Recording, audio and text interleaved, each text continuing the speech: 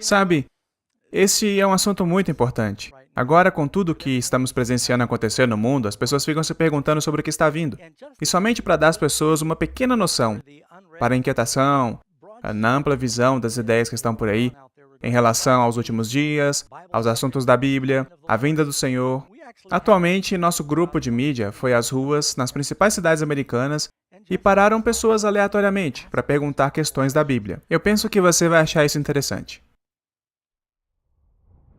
Se eu acredito que o mundo vai acabar, provavelmente em algum momento, mas não exatamente agora. A totalidade da pandemia mostra que algumas doenças biológicas definitivamente podem de algum modo afetar o mundo. Mas ao mesmo tempo, eu também acredito que o desastre econômico que acontece por isso pode trazer uma confusão no mundo, talvez. Mas eu não sei, cara. Eu sou do tipo que pensa nas conspirações também, então... Eu penso que estamos perto, mas ninguém sabe. Bem, eu não penso que o mundo vai acabar em algum tempo próximo, então eu prefiro não pensar sobre isso. Como eu acredito que o mundo vai terminar é provavelmente pela mão dos seres humanos. Nós temos mais guerras matando pessoas do que quaisquer tipos de causas naturais. Eu penso que será mais do que provavelmente um evento catastrófico causado pelo próprio ser humano. Como um meteorito. Como um meteorito. É isso que eu penso. Eu penso que vai acabar porque talvez tem poluentes demais, sabe? Mas eu penso que realmente o mundo se tornará nojento. Eu penso que o mundo vai acabar porque cada pessoa, ou a grande maioria das pessoas, se tornarão contra a palavra de Deus e farão coisas terríveis. Coisas como as do tipo que estão acontecendo agora, então, como um desastre natural. Talvez algo se chocando com o planeta, ou por causa que a camada de ozônio está completamente deteriorada e podemos ser queimados com o sol. Eles dizem que o mundo será exatamente como nos tempos de Noé, quando Cristo voltar. Será por causa de todo tipo de coisas ímpias que estão acontecendo no mundo que terá a segunda vinda. Bem, eu definitivamente sei que ele está voltando e... Está escrito em Apocalipse, se você ler, sobre a sua segunda vinda. Agora, eu tenho que concordar com o que o último entrevistado disse, que se você olhar no livro de Apocalipse, ele fala sobre a segunda vinda. E esta será a nossa apresentação de hoje. Nós queremos mergulhar diretamente dentro do livro de Apocalipse. Nosso estudo será novamente chamado Revelações sobre o Arrebatamento, e nós estaremos explorando algumas questões. Primeiro, falando sobre a proximidade da vinda do Senhor, e na segunda parte, falaremos um pouco sobre como ele virá, porque nós não queremos ser enganados nesta categoria também. Você sabe, a maioria das pessoas da América do Norte, cerca de 52%, quando foram entrevistadas, e eu acredito que foi numa pesquisa do Grupo Barna, elas disseram que acreditam que Jesus virá nos próximos 50 anos, muito provavelmente. Esse era o comentário. Então, as pessoas estão pensando que alguma coisa está para acontecer. Eu acredito ser interessante que, alguns anos atrás, a TV National Geographic tinha um programa chamado Preparados para o Fim. E as pessoas estavam muito intrigadas. Penso que isso foi entre os anos 2014 e 2011. E este foi um grupo de pessoas trabalhadoras que pensavam que o apocalipse estava para acontecer, seja por causa de uma preocupação social, ou por causa de um tsunami, ou qualquer coisa do tipo. Eles pensavam que deviam estar preparados e faziam todo o esforço possível para isso. E se não me engano, algumas pessoas riam, achavam engraçado as ideias das pessoas deste grupo. Mas saibam, amigos, agora não são mais esse grupo de trabalhadores, agora são os bilionários. São as pessoas pensadoras e pessoas formalmente educadas que estão se preparando para alguma catástrofe. Se você vai para o meio oeste da Dakota do Sul, tem um empresário que arrendou 575 bunkers de munição do governo e então ele está alugando cada bunker por $25 mil. Mais $1.000 por ano. E quem aluga tem que equipar e mobiliar. E muitas pessoas estão fazendo isso. Eles pegam esses bunkers de concreto reforçado e os transformam em confortáveis condomínios. Fica basicamente como um submarino. Fica isolado, separado da civilização. E tem um preço altíssimo. Mas tem uma coisa bem mais interessante. Eu vi que em Las Vegas, um corretor estava fazendo propaganda de uma casa subterrânea, um bunker, com 1.400 metros quadrados, $18 milhões. Basicamente, eles constroem uma caverna abaixo do solo, com concreto reforçado, e tem uma casa de 470 metros no meio da caverna, com uma experiência artificial do lado de fora da casa, envolta por uma piscina, por fontes e murais que têm florestas desenhadas. E a luz da floresta pode mudar do amanhecer para o anoitecer, da noite para o dia, para te dar o sentimento de que você está realmente do lado de fora. E você realmente não está longe do centro de Las Vegas, abaixo do solo. E eu creio que se alguém construiu isso, é porque tem dinheiro e porque eles pensam que algo catastrófico está para acontecer. Sabe, recentemente, durante a pandemia, muitos bilionários voaram para Nova Zelândia. Eu ouvi sobre um nova-iorquino que foi para o seu esconderijo bunker e ele não conseguiu abrir a porta, teve que ligar para o fabricante para saber como conseguir entrar. Um grande número de bilionários voaram em seus aviões particulares para Nova Zelândia, para suas diversas propriedades e abrigos, porque eles estão se perguntando para onde o mundo está indo. Outro empresário comprou silos de mísseis desativados do governo em Kansas. Agora, você sabe o que é um arranha-céu? Estes são chamados arranha-terra, porque eles vão para baixo da terra até 23 andares. E eles estão construindo todos estes diferentes andares com apartamentos que estão sendo vendidos por 3 milhões de dólares cada um. Eles têm uma clínica dentária, eles têm apartamentos que têm piscina, eles têm jardins subterrâneos e tudo que você pode imaginar que vão precisar para sobreviver numa situação como esta. Mas eu não sei se você poderá comprar isto. Algumas pessoas devem estar acreditando que nós estamos perto do fim dos tempos, ou eles não fariam um investimento desse. Então, o que está acontecendo, amigos? A Bíblia fala que Jesus está vindo novamente? Bem, o foco central deste seminário estará abordando o livro de Apocalipse. Eu vou te trazer para uma rápida perspectiva através de alguns versos do Apocalipse, para mostrar para você que nós estaremos enfatizando algo que Jesus enfatizava. Por exemplo, e a propósito, neste seminário, para o meu benefício e também para o benefício de vocês, eu procuro usar o método socrático. Eu leio uma questão e então eu uso a Bíblia para encontrar a resposta. Isso nos ajuda a aprender e a lembrar quando você faz desse jeito. Então a primeira pergunta: qual é um dos ensinamentos centrais do livro de Apocalipse? Resposta: eis que vem com as nuvens, e todo olho o verá, até os mesmos que o traspassaram, e todas as tribos da terra se lamentarão sobre ele. Sim, amém. Este é Apocalipse 1, verso 7. Vamos para Apocalipse 14, 14. E olhei, e eis uma nuvem branca, e assentado sobre a nuvem um semelhante ao Filho do Homem, que tinha sobre a sua cabeça uma coroa de ouro. Essa é uma imagem de Jesus vindo nas nuvens. Vamos para Apocalipse 22, 7. O último capítulo da Bíblia. Eis que cedo venho. Bem-aventurado aquele que guarda as palavras da profecia deste livro. Apocalipse é um livro interessante, porque começa como a bênção sobre aqueles que guardam, leem e ouvem as coisas que estão escritas nele, e termina com uma maldição sobre qualquer um que ouse mudar qualquer coisa no livro. Agora olha Apocalipse 22, verso 12. E eis que cedo venho, e o meu galardão está comigo, para dar a cada um segundo a sua obra. E vamos para os últimos versos de Apocalipse. Apocalipse 22, verso 20. Aquele que testifica estas coisas diz: certamente cedo venho. Amém. Ora vem, Senhor Jesus. Então, como podemos pensar que a vinda do Senhor não é uma prioridade na Bíblia quando você vê esse tipo de ênfase? E tenha em mente, se você olhar no primeiro capítulo de Apocalipse, algumas Bíblias vão dizer revelação de São João, porque João teve uma revelação ou visão, mas não é realmente a revelação de João. O primeiro versículo diz, a revelação de Jesus. Esta é uma revelação de Jesus. E olha a ênfase que Jesus está dando. Estou voltando novamente, estou voltando novamente, estou voltando novamente. Agora, quando ele disse que viria pela primeira vez, como nosso sacrifício, ele veio? Foi um pouco mais tarde do que algumas pessoas pensaram, mas ele veio. E agora ele está dizendo que está vindo outra vez. Por que nós duvidaríamos que ele vai voltar?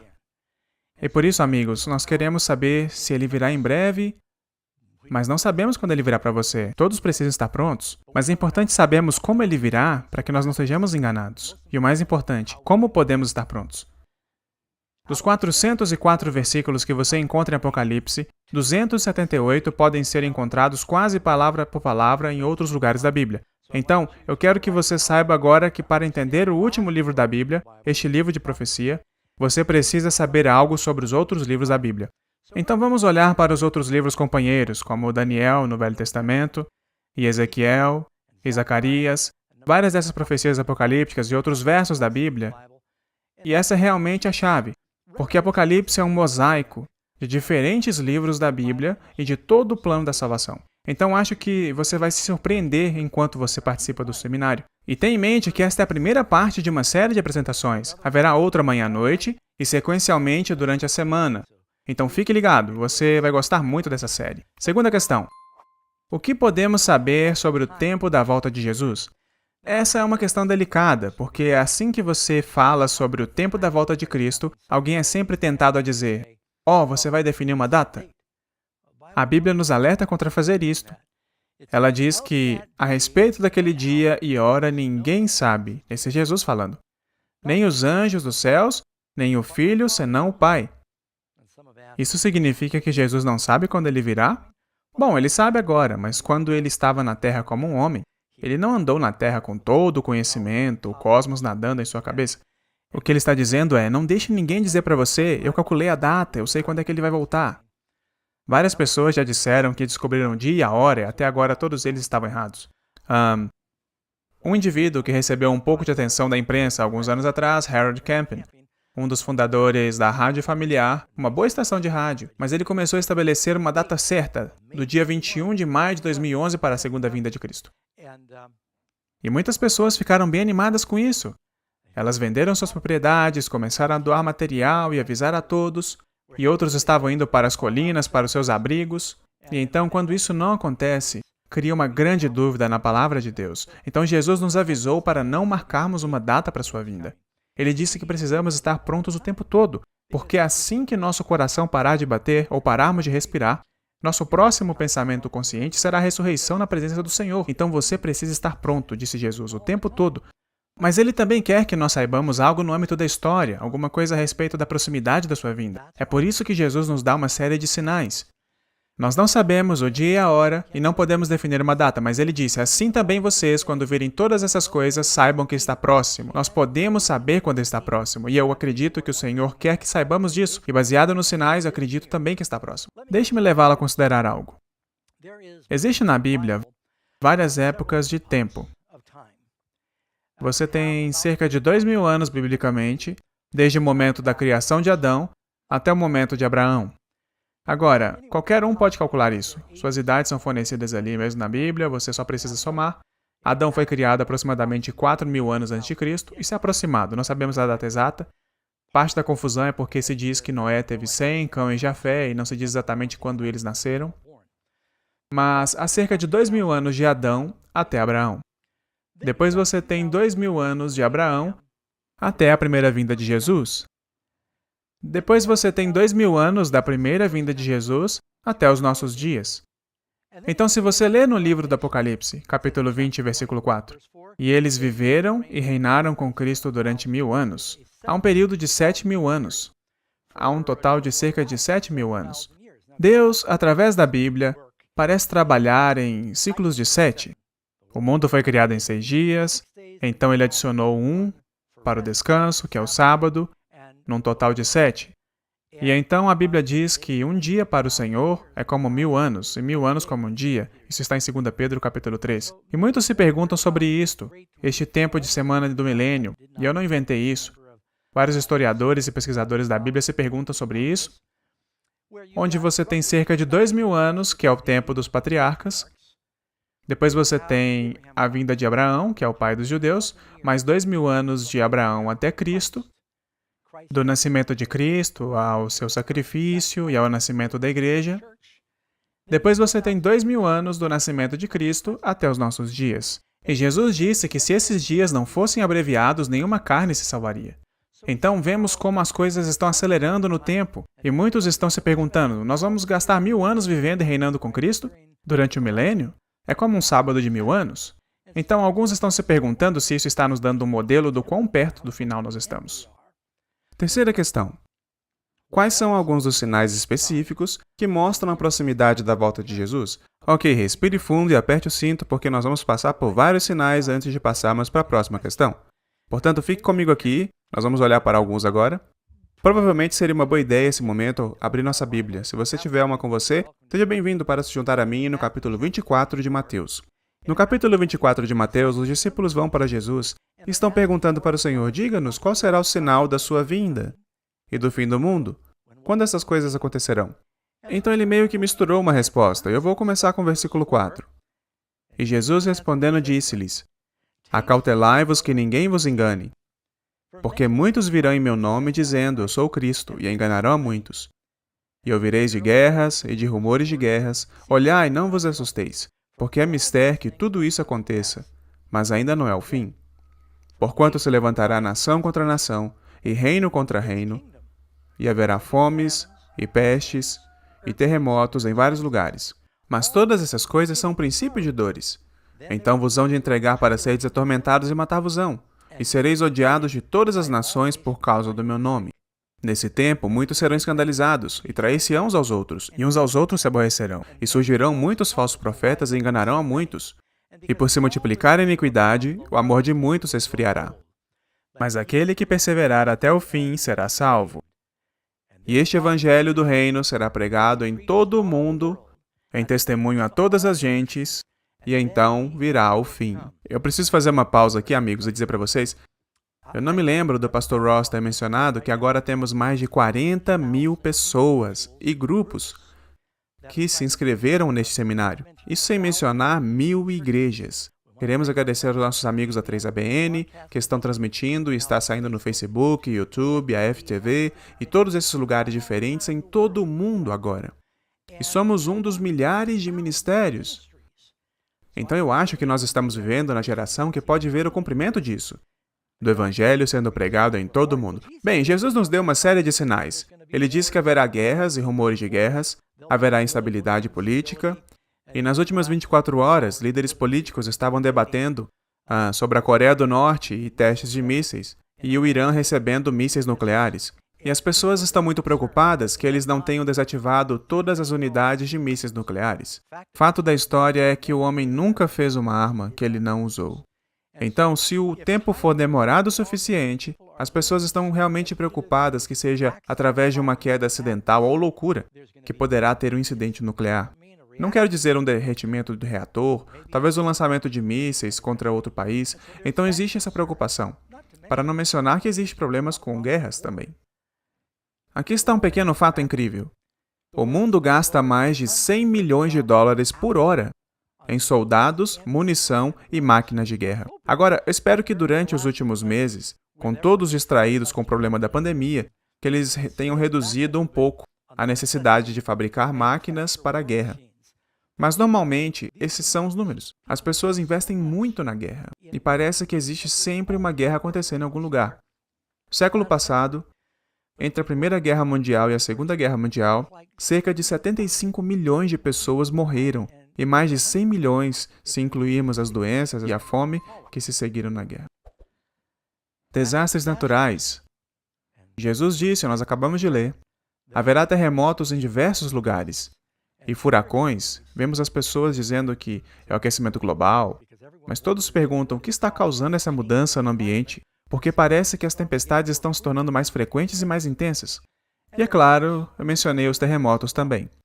O Centro de Informação Nacional de Terremotos diz que, entre 2004 e 2014, 18 terremotos de magnitude 8 ou maior agitaram as placas tectônicas ao redor do globo.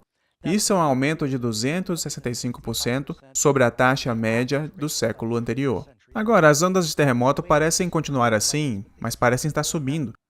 Alguns argumentam, bem, é só porque melhoraram os aparelhos de detecção agora.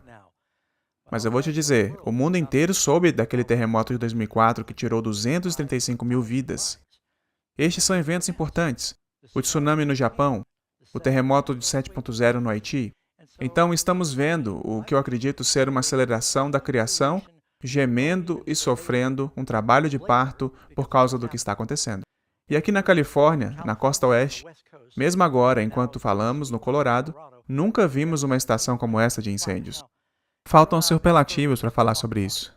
A nossa família estava na linha de frente, assistindo isso se desenrolar. A temporada de incêndios de 2020 já trouxe um prejuízo desastroso. Somando, quase 2,5 milhões de hectares foram queimados na Califórnia, Oregon e Washington até agora. Milhares de edifícios foram destruídos por alguns dos maiores incêndios já registrados. Nós temos quebrado quase todos os recordes que existem para quebrar, notícia do New York Times. Como eu mencionei, em agosto, nós estávamos parados em nosso jardim, olhando para as montanhas, na floresta de Mendocino, vimos um relâmpago e começou aqueles incêndios que cresceram para o maior incêndio da história da Califórnia. Acho que agora é o maior nos 48 estados. Mais de 400 e 16 mil hectares foram queimados. A linha de fogo foi de 800 quilômetros. Você pode entender por que aqueles pobres bombeiros estavam tão exaustos. A senhora Batchelor e eu dirigimos por aquela floresta, depois que eles apagaram o fogo. A devastação é simplesmente surpreendente. O planeta não pode continuar a experimentar esses tipos de eventos sem algo quebrar em algum lugar. Metade da vida selvagem do mundo foi perdida nos últimos 40 anos. Este é um relatório que foi dado em 2006 pelo National Geographic. E pense sobre isso, 52% da vida selvagem do mundo sendo exterminada neste período de tempo é absolutamente impressionante quando você considera. Eu me lembro quando nós nos mudamos para as colinas há 40 anos atrás, no norte da Califórnia, você às vezes via rebanhos com 20 e 30 cervos saindo. Agora se você vê 3 ou 4 você fica animado. As coisas mudaram. Apenas mais um ponto nesse assunto. Eu lembro de ter lido nos escritos de Lewis e Clark, quando eles cruzaram os Estados Unidos. Eles disseram que tiveram que esperar 1 dia e meio para uma manada de búfalos cruzar um rio. Eles tiveram que esperar 1 dia e meio para um rebanho cruzasse o rio. Milhões de animais. Um dia eles disseram que o céu ficou escuro por bandos de pássaros por horas. Então, estamos vendo que as coisas estão mudando. Agora veja o que está dizendo este versículo em Apocalipse. Apocalipse 11, versículo 18. Iraram-se as nações, e veio a tua ira, e o tempo dos mortos, para que sejam julgados, e o tempo de destruíres os que destroem a terra. Isto é estranho, porque quando essas palavras foram escritas, o homem não tinha tecnologia para destruir a terra. Você poderia bater sua espada contra o chão e jogar lanças em uma rocha por anos. Você não ia destruir a terra. Apenas nestes últimos 100 anos, quando fomos além das balas de canhões para os produtos químicos e armas nucleares, o homem tem agora a capacidade de destruir a terra. E pouco a pouco, isso está acontecendo. E é por isso que Jesus disse, se aqueles dias não fossem abreviados, nenhuma carne se salvaria. Jesus tem que vir logo, amigos. Então, este ano, você sabe, uma das coisas que Cristo disse, e haverá pragas? Bem, este ano nós não vimos a praga mais mortal, quero dizer, já teve a peste bubônica, depois a gripe espanhola, e elas eram muito mortais, depois o HN1. Mas esta é uma praga muito séria, que o mundo inteiro está empenhado em tentar prevenir uma propagação muito intensa. E não é somente a propagação apenas. Agora eles estão tentando achatar a curva para que os hospitais não sejam totalmente superlotados pelos pacientes e precisam encontrar uma cura para o vírus. Mas será que nós temos que nos perguntar se Jesus estava certo quando ele disse que haveriam pragas e pandemias nos últimos dias? Nós estamos vendo isso nas notícias todos os dias. Agora, um outro sinal, que não lemos especificamente sobre isso em Mateus 24, mas Jesus, ao falar sobre a segunda vinda, ele disse: como foi nos dias de Noé, assim será nos dias da vinda do Filho do Homem. Um dos homens entrevistados na rua se referiu a isso. Como era nos dias de Noé? A Bíblia diz que a violência encheu a terra, que os pensamentos dos corações dos homens eram somente maus, continuamente. Aqui está uma reportagem sobre violência. A cidade de Chicago ultrapassou 500 homicídios em 2020, isto em setembro, acredito, excedendo o total do ano passado, com 1/3 do ano para terminar. Departamento de Polícia de Chicago. E não é apenas um problema de violência. Nós vemos violência nas notícias, nas cidades, e é muito desconcertante. Jesus também disse que haveria um problema com a imoralidade nos últimos dias. Pessoas perdendo a afeição natural e diretrizes morais normais do que é apropriado. A praga do pornô. Lamento ter lido algumas destas estatísticas, mas de acordo com algumas pesquisas, 12% de todos os sites da internet são pornográficos. 35% de todos os downloads de internet são de conteúdo pornográfico. 25% das solicitações de mecanismo de pesquisas online são relacionadas a sexo, resultando em 68 milhões de solicitações por dia. 40 milhões de americanos se consideram visitantes regulares de sites pornográficos. A idade média da primeira exposição é 11 anos. 90% dos meninos e 60% das meninas são expostos à pornografia na internet com a idade de 18 anos. 20% das pesquisas de dispositivos móveis são para sites de pornografia. 56% dos divórcios envolve um do casal, geralmente o homem, tendo envolvimento com pornografia. Amigos, esta é uma epidemia que está assolando nossa sociedade. E você sabe que as pessoas não querem falar sobre isso porque não é agradável. Mas Jesus disse que seria um dos sinais do fim, que haveria imoralidade. E, sabe, eu quero ser honesto com a Bíblia, eu não quero ser insensível. Eu acho que Jesus ama todo mundo. Mas a Bíblia é bastante clara que Deus criou os homens para serem homens, mulheres para serem mulheres, e o seu plano é um homem para uma mulher. Mas se você olha o que está acontecendo na cultura hoje em dia, Jesus disse que você não pode escapar disso. Em Lucas 17, versículo 28 e versículo 30. Como também da mesma maneira aconteceu nos dias de Ló, assim será no dia em que o Filho do Homem se há de manifestar. Eu não sei se eu preciso entrar em detalhes sobre quais eram os principais problemas com Sodoma e Gomorra, mas eu acho que foi Billy Graham que disse: ou Deus vai se desculpar com Sodoma e Gomorra, ou o mundo está em apuros. E você pode continuar. E sim, lá vai. Há um verso em Judas 1, versículo 7. Assim como Sodoma e Gomorra e as cidades circunvizinhas, que, havendo se corrompido como aqueles e ido após outra carne, foram postas, por exemplo, sofrendo a pena do fogo eterno. Há alguma outra coisa para considerar. Quando você está pensando sobre a idade em que estamos vivendo, é a superpopulação. Agora, eu penso que este é um fato incrível. Demorou aproximadamente 5.000 anos para o mundo chegar ao primeiro bilhão de pessoas. Depois levou apenas 130 anos para o mundo chegar ao segundo bilhão de pessoas. E bastou apenas 30 anos para chegar ao terceiro bilhão. 15 anos para chegar ao quarto bilhão. Agora estamos quase chegando a 8 bilhões de pessoas. Este gráfico certamente diz que logo após 2025 teremos 9 bilhões de pessoas. E ao mesmo tempo, não estamos ganhando terras cultiváveis, mas estamos perdendo. Eu li que a América está perdendo cerca de 2 hectares de terra cultivável por minuto, por causa da expansão das cidades e outros problemas com poluição.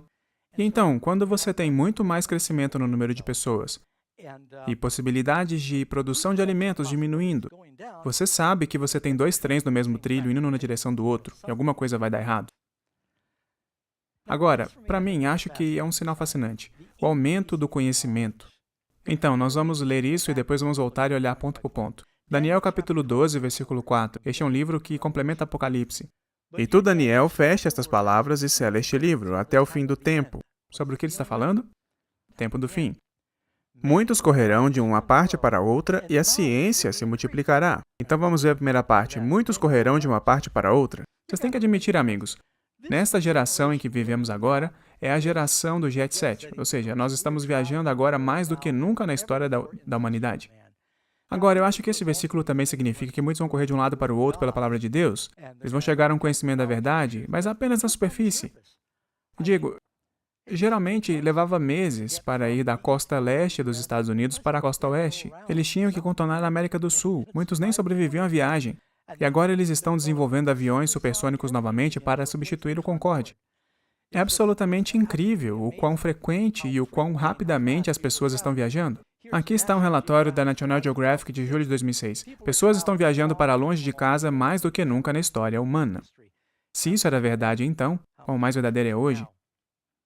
Eu conheci um idoso que viveu próximo a nós nas colinas, acima nas montanhas. E ele cresceu em uma fazenda e nunca foi para a cidade até os 7 anos de idade. Ele morava a 50 quilômetros do oceano. E finalmente alguns vizinhos o levaram para ver o oceano pela primeira vez quando ele tinha 70 anos de idade. Acho que ele viveu mais de 80, na verdade. Mas ele disse: "Uau, é muita água. Eu nunca vi o oceano. Nunca tinha ido 50 quilômetros para ver o oceano." O conhecimento aumentará, Daniel disse. Bem, amigos, o conhecimento tem aumentado. Você sabe que agora, na mesma maneira como John Kennedy desafiou a América para ver se poderíamos chegar à Lua, nosso atual presidente desafiou os americanos para ver se chegamos a Marte. Observe a evolução tecnológica que aconteceu nos últimos anos. Automóveis, aviões, rádio, televisão, smartphone, computador, potência nuclear, laser, penicilina, painéis solares, pouso na Lua, aparelhos auditivos, marca-passo, micro-ondas, análise de DNA e ar-condicionado. Meu favorito é o secador de cabelo. Mas você pode imaginar agora, se você pudesse ver o apóstolo Paulo e tirasse o seu telefone e dissesse: "Eu vou ao Google agora para pesquisar tudo o que você quiser saber. Todo o conhecimento do planeta Terra está ali, na ponta dos dedos." Pense nisso. As crianças estão crescendo com isso agora. Sabe, eu me lembro quando você tinha que pegar um livro e pesquisar no índice para encontrar a enciclopédia certa, para encontrar um pouco de informação. Eu acho que podia levar uns 20 minutos para encontrar o que eu pesquisava. O conhecimento explodiu. E aqui está um dos meus favoritos. O Evangelho do Reino, Mateus 24:14. E este evangelho do reino será pregado em todo o mundo, em testemunha a todas as nações. E olha o que Jesus diz. Então o fim poderá vir. Talvez venha. Não, ele diz, virá o fim. O fim virá. É uma declaração definitiva de Jesus. Agora eu quero inserir uma pequena história para contar por que isso me entusiasma. O programa Fatos Incríveis viaja por todo o mundo, pregando o evangelho. E nós já estivemos em quase todos os continentes, com exceção da Antártica. E há alguns anos atrás, acho que em 2017, a Karen e eu e nossa equipe estávamos na Nova Guiné. Estávamos fazendo algumas reuniões públicas e dissemos, vamos sair pela selva e ver se conseguimos algumas boas imagens das casas pequenas dos nativos. E então nós dirigimos para lá e vimos uma cabana no gramado e com um lindo jardim. E dissemos para o nosso tradutor, que falava o idioma deles, será que o proprietário se importaria se nós entrássemos e tirássemos algumas fotos?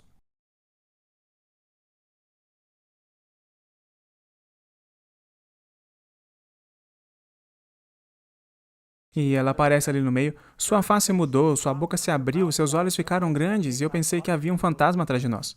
Eu não sabia o que tinha acontecido. E então, ela começou a tagarelar muito animadamente com o tradutor e ele disse, ela tem assistido seus programas na TV por anos e não tinha ideia de que você apareceria em frente do seu jardim. E ela ficou tão animada que foi para nossas reuniões. E nós ficamos surpresos por termos 150 mil pessoas que vieram ao culto principal durante aquele fim de semana. E eles estavam assistindo os programas. E é incrível, quando viajamos ao redor do mundo, fomos para a África, onde as pessoas não têm uma casa para morar, mas têm um smartphone. Nem todos têm smartphones, mas eles têm celular, eles mandam mensagem de texto, e eles estão escutando aos sermões no WhatsApp, estudando a Bíblia com as pessoas, e o Evangelho está sendo pregado em todo o mundo. Nós fomos para o Oriente Médio e as pessoas moram em tendas. E eles têm antenas saindo de suas tendas, têm bodes, cabras entrando e saindo da tenda, e eles têm antenas parabólicas. Nós também vimos por toda a Índia, as pessoas estão vivendo debaixo de lonas e eles têm antenas parabólicas, verdade. E assim o Evangelho será pregado através da tecnologia moderna como está acontecendo agora. Está indo para o mundo. O que Jesus disse? Então virá o fim. Ok? Eu disse que demoraria um pouco antes de chegar na questão 5.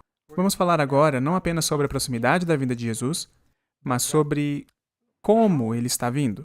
Sabe, existe uma série popular de livros, a série chamada Deixados para Trás, escrita por Tim LaHaye, um bom homem.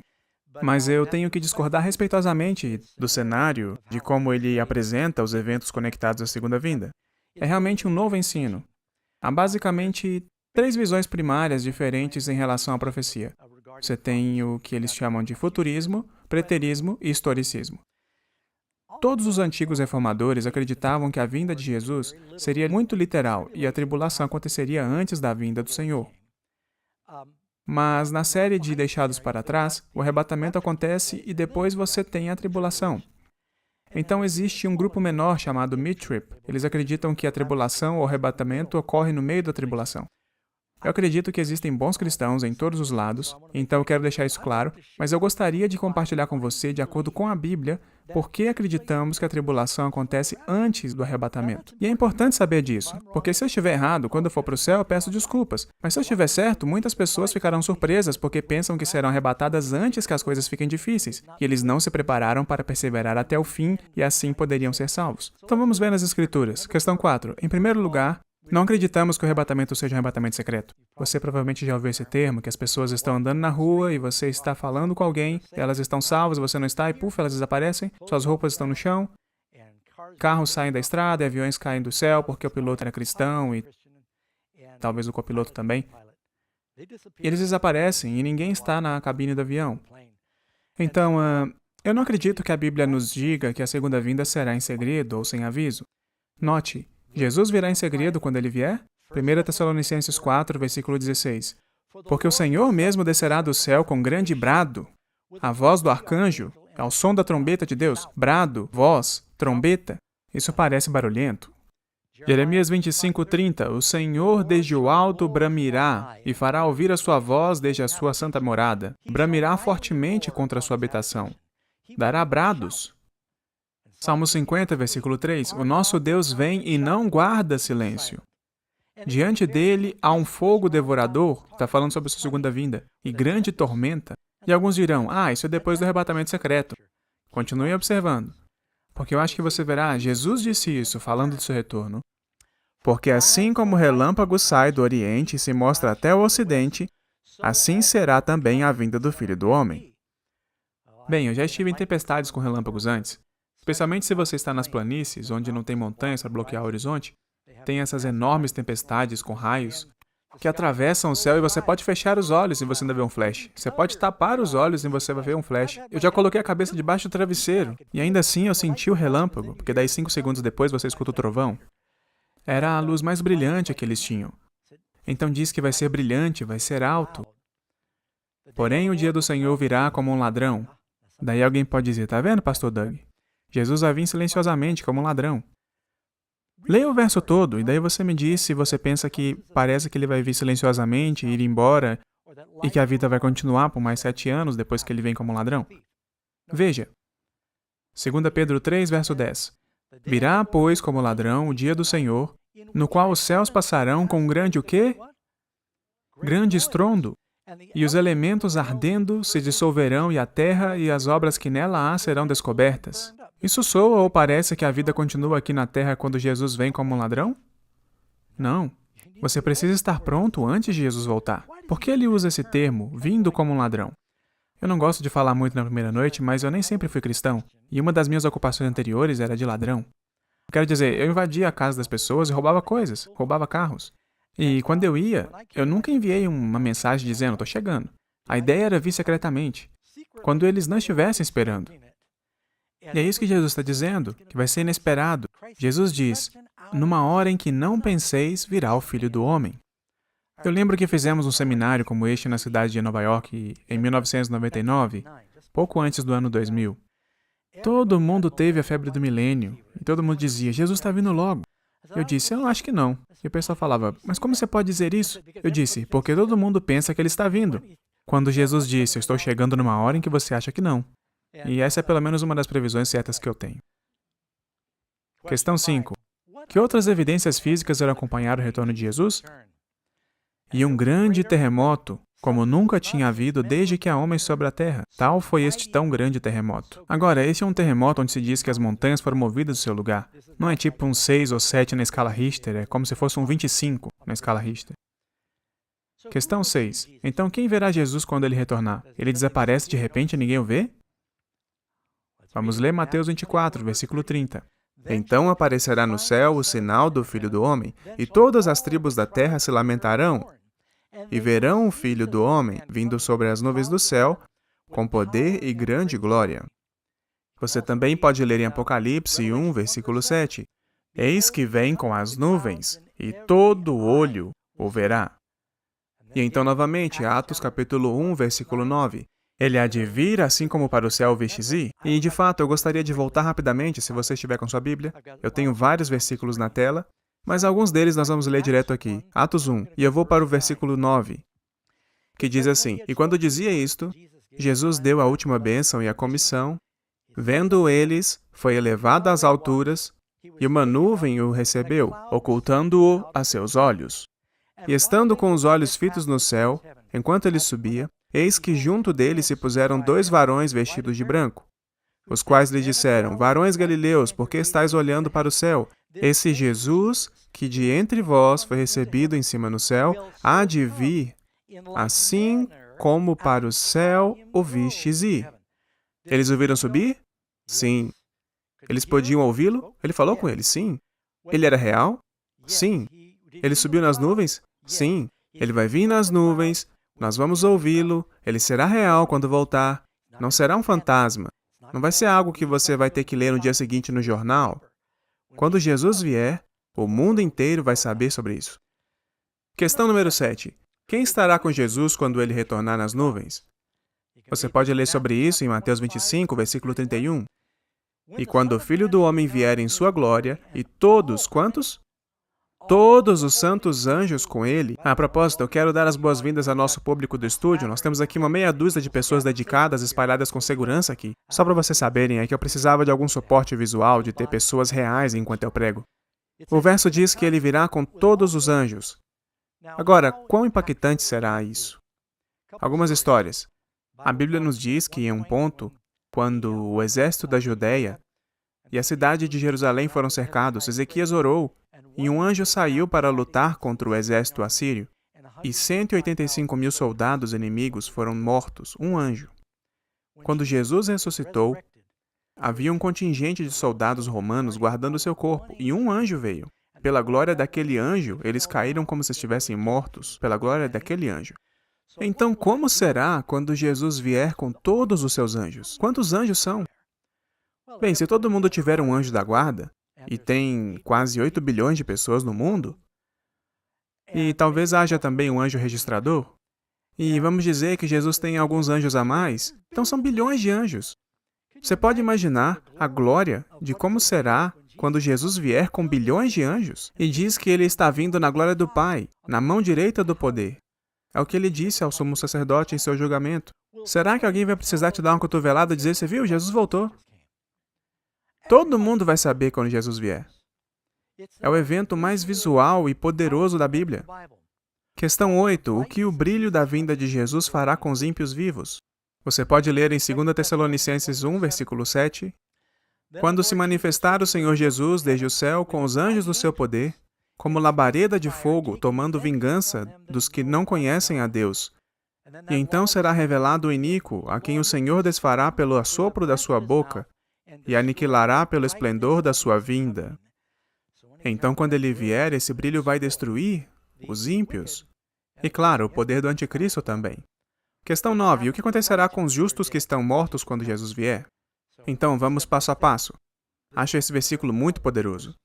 Você lê aqui em 1 Tessalonicenses 4,16. E os que morreram em Cristo ressuscitarão primeiro. Diz que o próprio Senhor descerá do céu com um brado, a voz do arcanjo, a trombeta de Deus, e os mortos em Cristo ressuscitarão. Então há uma ressurreição acontecendo. Não são todos os mortos. Os mortos em Cristo ressuscitarão primeiro. E você também pode ler na questão número 10.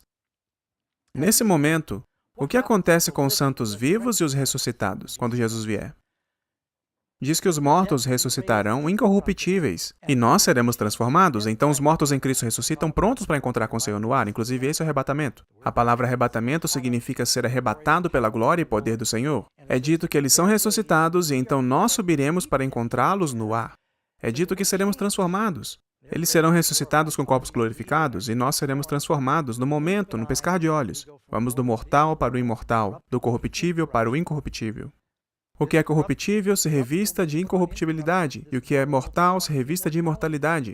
Depois nós, os que ficarmos vivos, seremos arrebatados juntamente com eles, os santos ressuscitados, nas nuvens, a encontrar o Senhor nos ares. Agora vamos recapitular o que acabamos de ver sobre a segunda vinda, e vamos decidir se ela será secreta.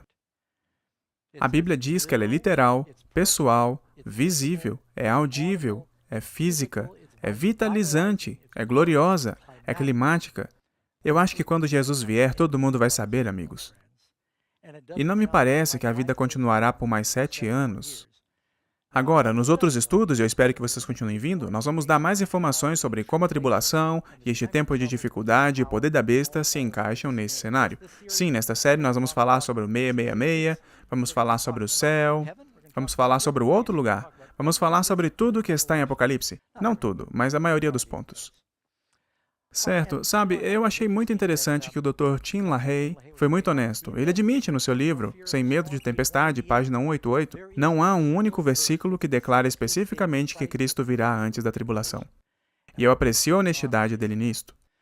Questão 11. Que advertência solene Jesus nos dá sobre sua segunda vinda?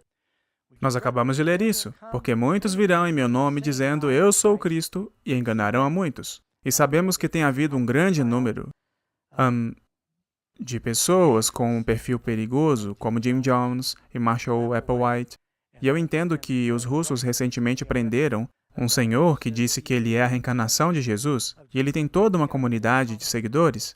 Tem um outro no Brasil, eu não sei o nome dele, mas eles continuam aparecendo. Está acontecendo há anos, que pessoas vêm com isso de, eu sou o Cristo. Eu não estou tão preocupado.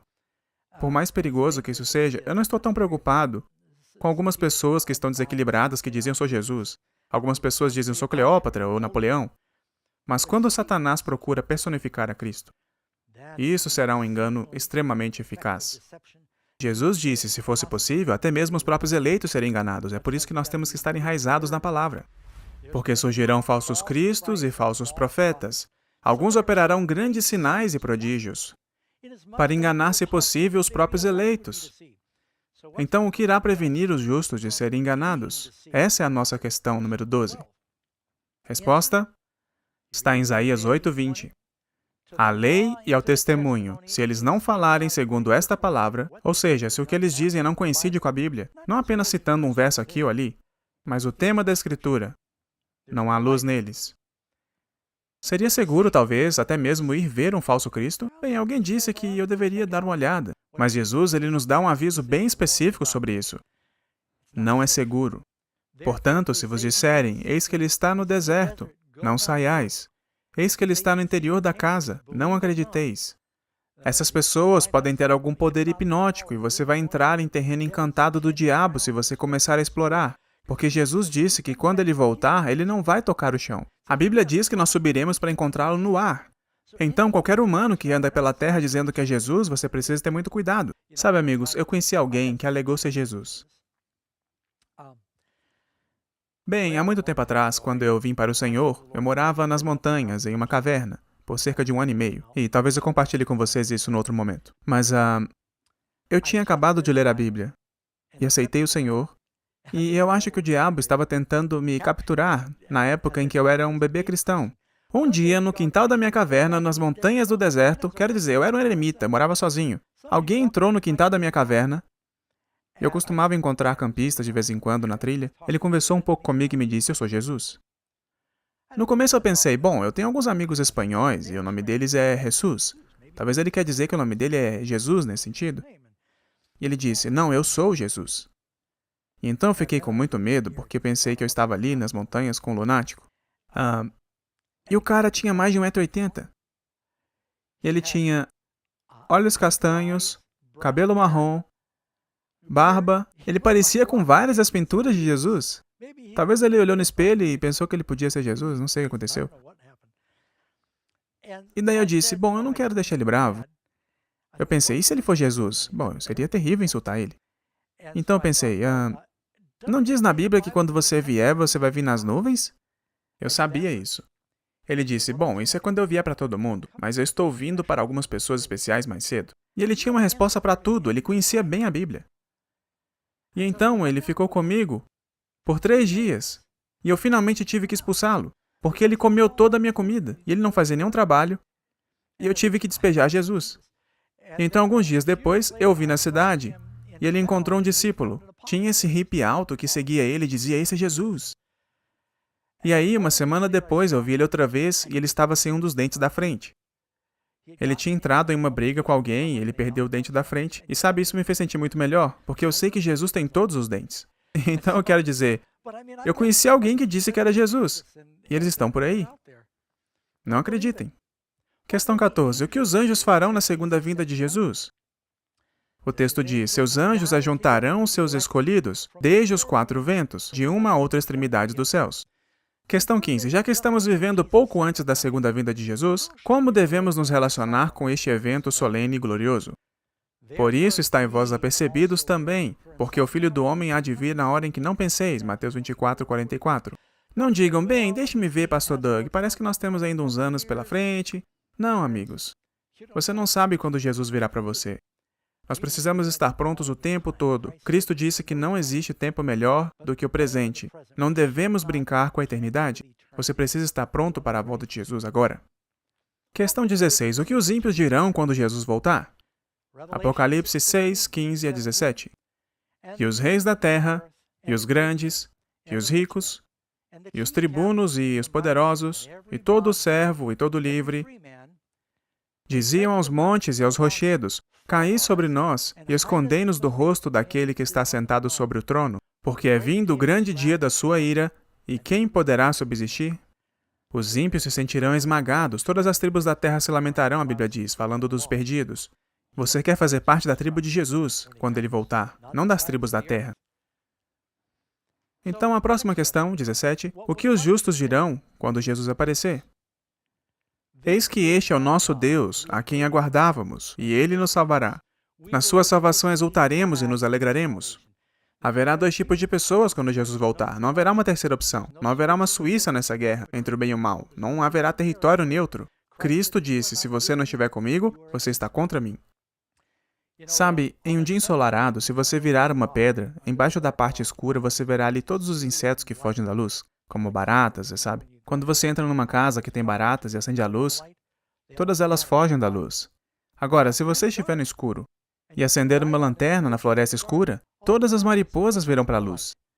E é tão simples, amigos. Quando Jesus vier, só haverá baratas e mariposas. Você precisa decidir qual você vai ser. Porque haverá apenas duas categorias. Alguns chegarão a Jesus e dirão, este é o nosso Senhor. Eles consideram seu retorno uma bendita esperança. E outros correrão de sua presença. Então, o tema da segunda vinda é algo sobre o qual devemos conversar e nos entusiasmar. Veja esses versos rapidamente. Estamos quase no final. 1 Coríntios 1, verso 7. De maneira que nenhum dom vos falta, esperando a manifestação de nosso Senhor Jesus Cristo. Tito 2,13. Aguardando a bem-aventurada esperança e o aparecimento da glória do grande Deus e nosso Senhor Jesus Cristo. Aguardando, bem-aventurada esperança, glória do Senhor. Questão 18. Qual é o propósito principal da segunda vinda de Jesus? Ele virá para retaliar os perversos? Escute o que ele diz. Virei outra vez e vos levarei para mim mesmo, para que onde eu estiver, estejais vós também. Cristo disse, eu virei outra vez. Ele está vindo porque nos ama. Ele quer que estejamos com Ele. Ele quer nos resgatar deste mundo que está se desmoronando. Eu acho que podemos ver que estamos no limite, à beira de alguns eventos muito terríveis. Vemos o que está acontecendo no mundo agora. Todas as pessoas no mundo, não importa qual seja o seu país ou o seu partido político, eu posso dizer, os políticos não têm o curativo certo para consertar o que está acontecendo em nosso planeta agora. O problema é o pecado. A única resposta para o pecado é Jesus, o Salvador. E você tem que começar convidando-o para dentro do seu coração. O ensino central do Apocalipse é Jesus. Ele é a revelação de Jesus Cristo. E esse será o tema central da nossa série. Nós vamos estar falando sobre a importância de ter uma relação pessoal com Jesus. Porque se você sabe qual é a marca da besta, e você sabe o que é o 666, e você entende sobre o Armagedon e todos esses mistérios, mas você não conhece Jesus, isso não vai te ajudar. É necessário existir um relacionamento de amor pessoal com Ele. Como posso ter certeza de estar pronto quando Cristo voltar? Bem, é disso que estou falando. Jesus disse, e o que vem a mim, de modo nenhum o lançarei fora. Como você pode estar salvo? Você precisa vir para Jesus. E novamente ele diz, mas a todos quantos o receberam, deu-lhes o poder de serem feitos filhos de Deus. E se você vier a Ele, se você recebê-lo em seu coração, você terá esse poder. Sabe, eu estava lendo como Dwight L. Moody, aquele famoso evangelista, um grande homem de Deus, um evangelista muito poderoso. Ele estava realizando uma reunião em um salão lotado em Chicago em 1871. E na conclusão de sua reunião, ele estava falando sobre Jesus, sobre o plano da salvação. Ele disse, eu quero que você vá para casa essa semana e eu quero que você pense sobre o que eu disse. E na próxima semana eu vou falar com você sobre como tomar uma decisão em relação a estas informações. Bem, naquela noite, antes mesmo de terminar sua oração final, à distância, eles ouviram toques de sinos e pessoas gritando, e ele dispensou os milhares que estavam no auditório. E aquele foi o surto de incêndio naquela mesma noite do grande incêndio de Chicago. Quase 5 quilômetros quadrados da cidade foram destruídos. Milhares de pessoas morreram naquelas chamas e em outros incêndios ao redor daquela área. Moody disse que foi um dos grandes arrependimentos de sua vida, dizer para aquelas pessoas esperarem uma semana para decidir o que fazer a respeito de Jesus, isso incomodou ele até sua morte. Desde então, até o final de sua vida, sempre que ele pregava, ele disse que costumava sempre dizer, eu quero que você tome uma decisão sobre Jesus. E eu não quero acabar esta reunião sem pedir que você tome uma decisão. Não se preocupe em como você vai ser um cristão. Você vem para o Senhor do jeito que você está, e então Ele te dá poder para servi-lo. Não diga, eu não sei como posso viver uma vida santa. Talvez eu endireite minha vida, depois eu venha para Jesus. Você vem para Ele quando você ouve o Espírito Santo falando com você, ou seja, agora. Porque então você vem até Ele e depois Ele muda o seu coração. Ou seja, você não fica limpo para ir tomar banho. Você toma banho e depois você fica limpo. Então você vem a Cristo e Ele começa a transformar você com todos os seus problemas, com todas as suas dúvidas, com todas as suas fraquezas. Você diz, tudo bem, Senhor, eu sei que o mundo não vai durar. Você sabe que a sua vida não vai durar. Ele está oferecendo uma vida que dura para sempre. Por que você diria não? Por que você esperaria? Amigos, eu gostaria de apelar a vocês para virem agora mesmo a alguém que te amou tanto, que morreu para te salvar. Você pode tomar essa decisão agora mesmo. Jesus está vindo nas nuvens, muito em breve. Você vai planejar agora estar pronto para encontrá-lo e aceitá-lo como seu salvador pessoal? Sabe, estamos quase encerrando essa apresentação, mas não terminamos ainda. Vamos voltar em alguns momentos com perguntas bíblicas. Mas eu quero apenas orar por aqueles que estão assistindo agora. E se Deus está falando ao seu coração, apenas ore comigo, em seus corações, e aceite a Jesus. E diga, Senhor, eu quero começar o primeiro dia com o Senhor, sendo o Senhor da minha vida. Me mostre como fazer. Pai Celeste, agradecemos a mensagem de Sua palavra, que nos lembra que Jesus virá em breve. Em breve o céu se dissolverão com um grande barulho, e os elementos se fundirão com calor intenso. Sabemos que este mundo está passando como uma vestimenta, e a nossa única esperança é ter um lugar em Teu reino, Senhor. Que o Senhor possa estar em nossos corações e que possamos esconder nossa fé em Ti. Eu oro por cada uma dessas pessoas agora, para que digam, Senhor, eu quero convidá-lo para entrares na minha vida, perdoar os meus pecados, sinto muito pelos meus pecados, diga-me como começar a segui-lo, e dê a eles aquela paz e alegria, Senhor, que vem de saber que Tu irás aceitá-los, que eles podem vir qualquer que tenha sido o passado deles, que o Senhor irá abraçá-los porque o Senhor está desesperado para salvá-los. Eu agradeço e oro em nome de Jesus. Amém.